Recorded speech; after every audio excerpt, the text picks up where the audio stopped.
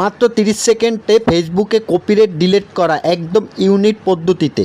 দেখুন আমি কিভাবে ডিলিট করি, তাই আপনাকে অবশ্যই কপিরাইট ডিলিট করার জন্য ভিডিওটা শেষ পর্যন্ত দেখতে হবে।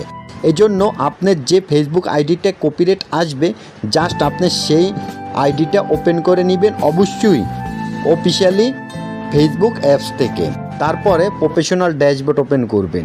তারপরে এখানে দেখবেন আমি এখানে দেখাচ্ছি, এই যে দেখুন পেশাদার স্টার্টআপ, এখানে এই যে মনিটাইজে এখানে আমার এখানে একটা কপিরাইট চলে এসেছে আমার একটা নিজস্ব ভিডিওতে। এই যে দেখুন এখানে রিভিউ করা, এই যে রিভিউ করা না, আমি এখানে টাচ করে দিব।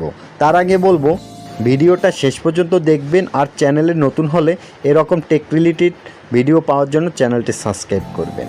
হ্যাঁ বন্ধুরা, এই যে লক্ষ্য করে দেখুন এখানে আমার কপিরাইটটা এখানে চলে আসছে। এখন এটা আমি এখান থেকে ডিলিট করতে পারবো, কিন্তু আমি আপনাদেরকে দেখাচ্ছি। তার আগে এই যে দেখুন আমার নিজস্ব একটা কন্টেন্ট, সেটাই কপিরাইট চলে এসেছে। এখন এটা ডিলিট করার জন্য আপনাকে ব্যাগে চলে আসতে হবে।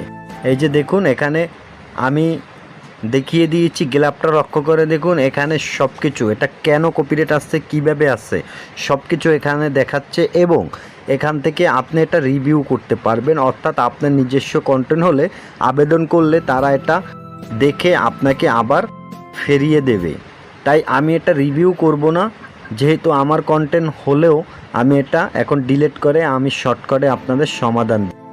এই যে দেখুন এইটা টাইটেল, কোরবানির নামাজের পরে গরু জবাই। আমি নিজের মোবাইল থেকে এইটা ভিডিও করছিলাম, কিন্তু তারপরও কপিরাইট দিয়েছে। জানি না কিভাবে ফেসবুক কী কাজ করে কখন, সেজন্য আমি 3.i টাচ করে ভিডিওটা ডিলিট করে দিয়েছি। এখন আবার আমি প্রফেশনাল ড্যাশবোর্ডে যাব, তারপরে এই যে একটু স্ক্রল ডাউন করব। হ্যাঁ বন্ধুরা, আপনারা এভাবে ভিডিও ডিলিট করতে পারবেন। এই যে দেখুন আমি একটু স্ক্রল ডাউন করলাম একটু, এই যে দেখুন এখন আর কপিরাইটটা নাই। আপনারা যে কোনো ভিডিও কপিরাইট আসলে এভাবে ডিলিট করে দিবেন। ভিডিওটা ভালো লাগলে বন্ধুদের মাঝে শেয়ার করবেন।